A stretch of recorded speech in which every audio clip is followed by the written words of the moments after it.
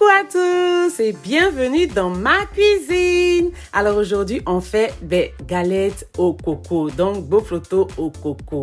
Voilà, donc ici j'ai du sucre vanillé. Vous pouvez utiliser de l'essence de vanille. Si vous n'avez pas de sucre vanillé, il n'y a pas de souci.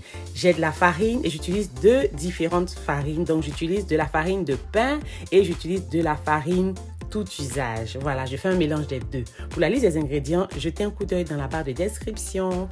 Ici, j'ai de l'eau tiède, voilà, et j'ai mon coco parce que j'utilise du coco frais. Voilà, le goût est parfait avec le coco frais, sinon on ne sentira pas vraiment qu'il y a du coco. Voilà, donc j'ai du coco. Vous voyez là, j'ai laissé un qui a la peau de derrière marron là. Voilà, quand on enlève ça de la carcasse, c'est à ça que ça ressemble. Mais moi, j'ai enlevé le reste. Vous voyez, tout le reste est blanc parce que j'ai enlevé la peau du derrière. Voilà, donc je voulais juste vous montrer la différence. J'ai du sucre, j'ai du sel, j'ai de la levure et j'utilise ici de la levure boulangère instantanée. Donc la levure pour faire le pain, mais de la levure instantanée, et j'ai de l'essence de coco.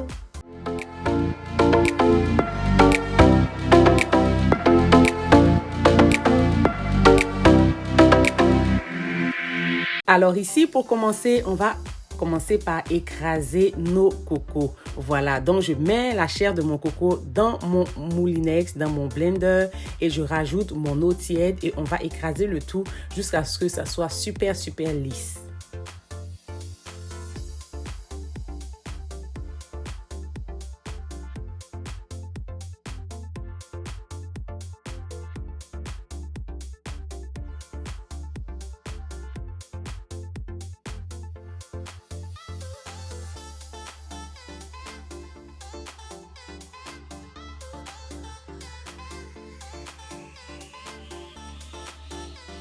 Et voilà le mélange que j'ai obtenu. Voilà, vous voyez à quoi ça ressemble. C'est super bien écrasé. Maintenant, ici, ce que je vais faire, je vais enlever un peu de la chair. Vous voyez le coco râpé qui est à l'intérieur, là, la chair du coco, là.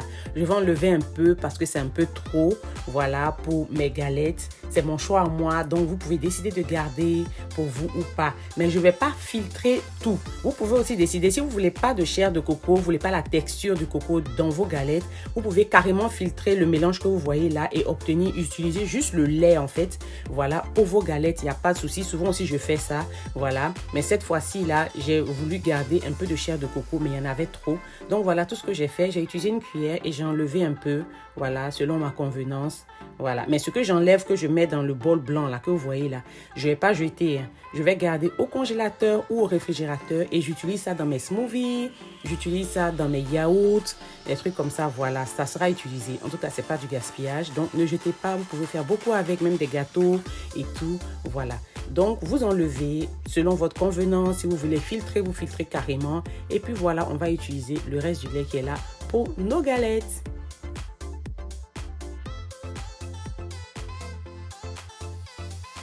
Alors là maintenant, dans mon bol, je vais rajouter tous mes ingrédients, donc tous mes ingrédients sans exception.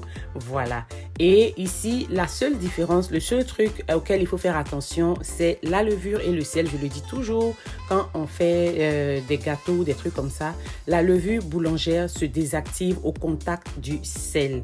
Voilà. Donc quand vous mettez le sel, mettez ça d'un côté et mettez la levure au côté opposé. Voilà, parce que si le contact se touche, si ça se touche vraiment directement, voilà, ça va désactiver votre levure et votre levure n'aura plus d'effet, voilà, dans votre recette. Donc évitez ça, voilà, jusqu'à ce que vous mélangez tout le contenu. C'est tout. Sinon, à part ça, tous les ingrédients vont dedans en même temps et on va mélanger le tout. Voilà, il n'y a pas de un vient avant l'autre, il n'y a pas d'ordre particulier en fait.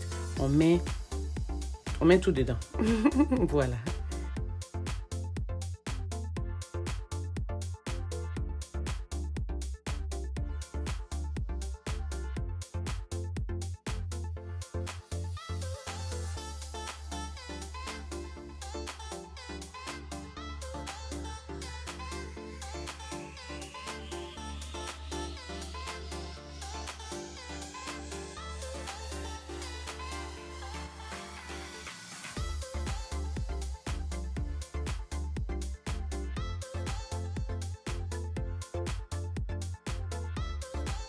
Et voilà, maintenant que ça c'est fait, j'utilise ma spatule pour mélanger le tout. Voilà, et quand tout sera bien mélangé, je vais déposer la spatule et je vais prendre ma main maintenant pour taper la pâte correctement comme nos mamans font au pays là. Voilà, je vais bien taper la pâte, voilà, pour avoir des galettes superbes, délicieuses avec une très belle texture. Voilà, mais assurez-vous que vos mains soient propres avant de les introduire dans la nourriture. L'hygiène, ça passe en numéro 1, c'est très important. Voilà, mes mains sont lavées, mes mains sont propres. Voilà, même si je ne vous ai pas montré quand je le faisais ou quoi que ce soit, mais je l'ai fait avant de cuisiner. Généralement, c'est ce que vous ferez. Voilà, vous aurez des mains propres avant de commencer la cuisine.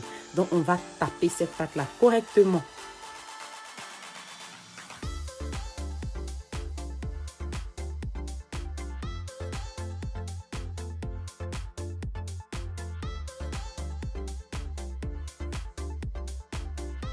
Et voilà, après à peu près 5 minutes, j'ai tapé la pâte pendant à peu près 5 minutes. Voilà mon résultat. Comment je fais en fait. Je tape jusqu'à ce que je vois, vous voyez les bulles qu'il y a au-dessus là. Voilà, c'est ce que j'utilise comme référence. Quand je vois que, quand j'arrête de taper la pâte, je vois les bulles là. C'est que pour moi, ma pâte est prête à aller se reposer. Donc je ferme et je laisse reposer dans un endroit tiède ou chaud ou quoi. Voilà, juste pour que ça gonfle rapidement. Voilà, et voilà ce que j'obtiens après 1h30. Chez vous, ça peut faire plus ou moins, ça dépend de la température, voilà. Mais moi, après 1h30, voilà, ma pâte avait gonflé parfaitement. Vous voyez les bulles qu'il y a en dessous. Ça prouve que la pâte a bien gonflé. Je vais ouvrir pour vous montrer aussi, voilà le dessus, toutes ces bulles-là. Ça prouve que ma pâte est super, super prête à être grillée. Voilà.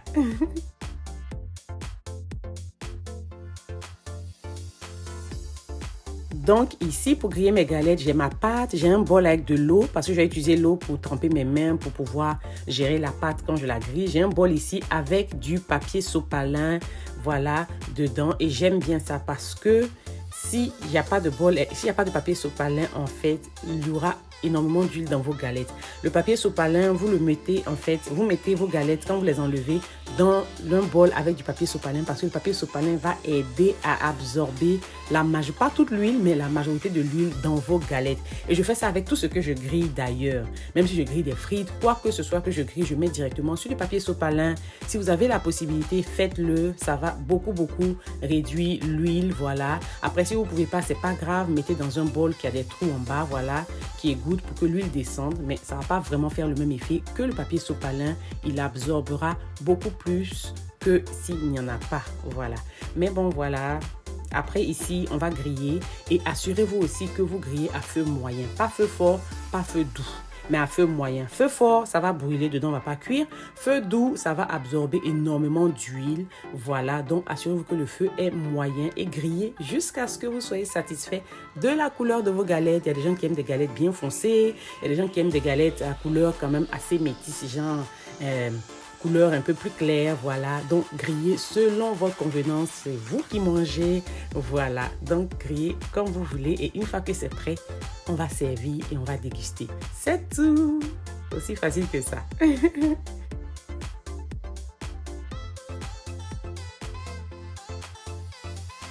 Et voilà, mes galettes sont prêtes. J'ai saupoudré un peu de poudre de coco séchée par-dessus, voilà, juste pour le décor. Merci beaucoup d'avoir regardé ma vidéo. J'espère que vous avez aimé. N'hésitez pas à cliquer sur le bouton like pour liker la vidéo, souscrire pour souscrire à ma chaîne si vous ne l'avez pas encore fait. Et on se dit à la prochaine pour une nouvelle vidéo. Bye!